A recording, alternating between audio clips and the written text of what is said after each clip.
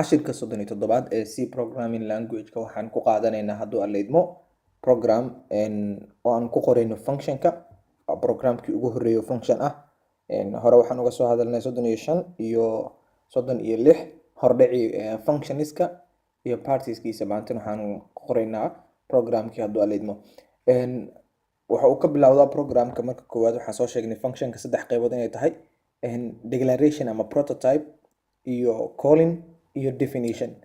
Function declaration aan sameynayna marka waxaan ku bilaabaynaa return type maxay tahay waa integer kabacdi waxaa ku xelinaysaa integer anaga qaadanayna. hadda waxaa rabnaa qoro function la isugu daraayo laba tiro sida laba tiro la isugu daro oo function ahaan u qorno. marka return type marka qaadano integer oo qaadano function name waxaan ka dhigaynaa laba tiro maadaama isku darayno addition aan leenahay. addition markii aan dhahno bracket-kan markaan furno waxaan gelinaynaa marka return type sidoo kale oo ama type oo muxuu ahaa argument-iga uu qaato iyo muxuu ahaa variable aan qaadanaynaa. marka waxaan leenahay integer asna qaadanaynaa waxaan qaadanaynaa x iyo integer y semicolon function-ka declaration-kiisa semicolon u dambaysa. intaan maxay ka kooban tahay integer sidoo kale addition oo ah function name-kii iyo intaan oo bracket ku jira oo ah integer-kan oo micnaheedu maxay tahay type-ka mar walba variables-ka aan rabo inaan ku shaqeeyo ayaan waxa uu qaadanaa type-kooda integer x iyo y-na waxa ay tahay markaas argument-igii. comma ayaa u dhaxaysiinay markii integer x aad qaadatid mid kale aad sheegi rabtid waxaa isticmaalaysaa comma kabacdi waxaa qoraysaa inta xabo aad rabtid. waxaan imanaynaa mainka dhexdiisa marka waxaan sameynaynaa integer a e b aan declare garaysanaynaa a e b iyo weliba c saddexdaa marka declare garayno waxaa leenahay print f waxaan leenahay waxaa gelisaa tirada a e b macnaha enter a and b values slash aan leenahay si sadarka kale loogu gudbo semicolon. marka waxaan gelinaynaa value-gii scan f percentile d oo ah ampersand a comma ampersand b kabacdi waxaan leenahay semicolon. c waxaan leenahay waxay la mid tahay marka function calling-kaa sameynaynaa. addition of function-ka waxaa la qaataa function name-ka la qaataa kabacdina waxaa la qaataa hadduu aan leydmo parameters-kii oo muxuu ama arguments-kii aad muxuu ahaa u isticmaali lahayd inaad u gudbisid oo ah a iyo b labadaas ayaa la rabaa in loo gudbiyo function definition-ka. function definition-kana waxaan ku qoray intaan function definition-ka qorin function calling-ka hoosteeda waxaan rabnaa inaan daawacno haddii labadaas tiro la isku daro hal tira kasoo baxaysa oo ah c in lagu keediyo halkaas tiro.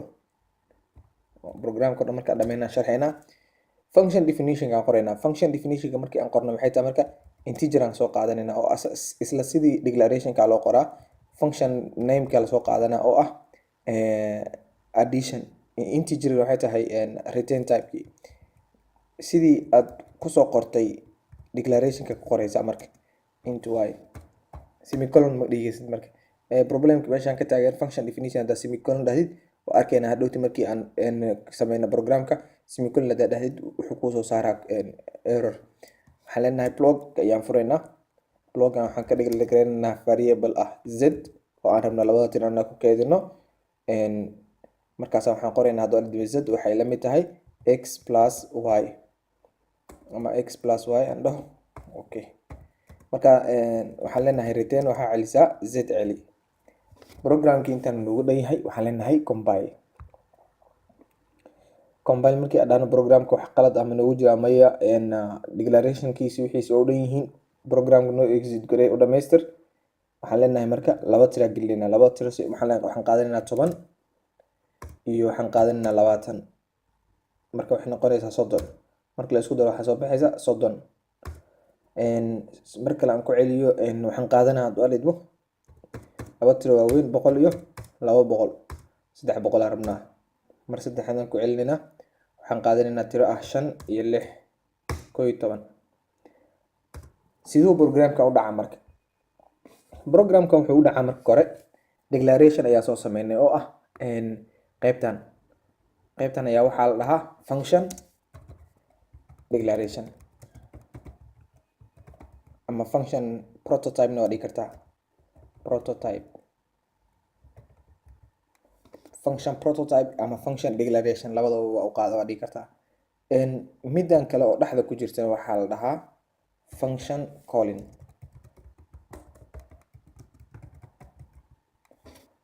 Midan ugu dambeysana waxaa la dhahaa function definition. waa kuwii hore aan usoo dhignay.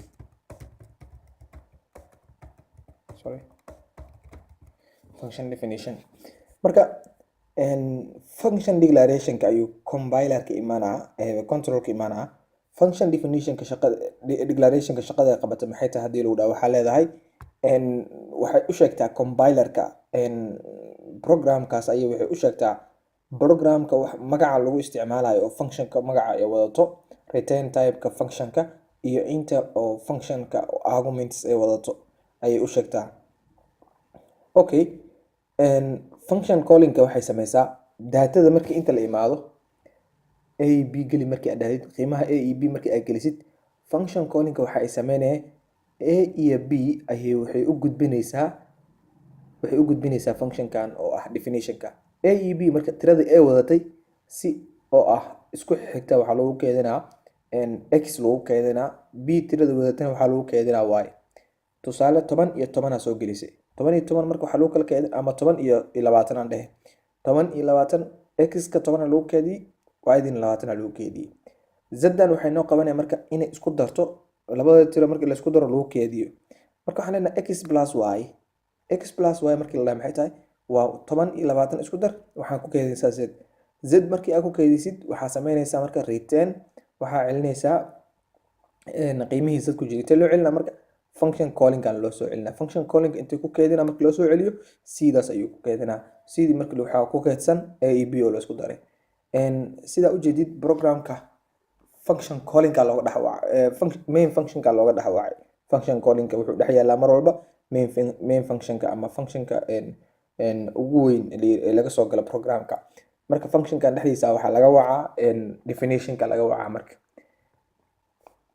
markii definition-ka laga waco waxaa lagu keedinaa wax allaala wixii la isku soo daray, waxaa loo soo celinaa inta waxaa lagu soo keedinaa c ayaa lagu keedinaa. C-da markii lagu keediyo sidaas daabacane wixii markaas programka ku jiray ayay ku daabacaysaa.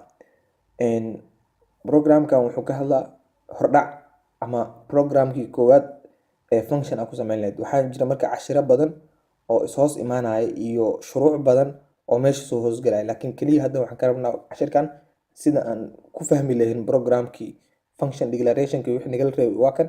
Return typeka waa integer, functionka namekiisa waa addition, kabacdi blockana isticmaalay typeka qaadanaysid kuwa inta ku jira waxaa la dhahaa x-ka iyo y-da iyo argumentski. Typekana waxaa waa integer aa qaadanay. Mid waa sameyn kartaa marka x iyo y haddii aadan soo sheegin dhib ma lahan, integerka bis waa qaadan kartaa. Programkaaga wuu ku shaqeynaa sababtoo ah typekooda bisa soo sheegtay. Variableska aad ku isticmaalaysid meeshaas definitionka waa qoran kartaa, laakiinse programka arkayna wuu noo shaqeynaa haddii aan dhahno execute dhahno oo aan isku darno tusaale ahaan 50 haddaan 10 ku darno 60 noo soo baxaysa. Waxaan arkaynaa marka haddii programka aan dhahno inta x aan soo dhigno intana y aan soo dhigno,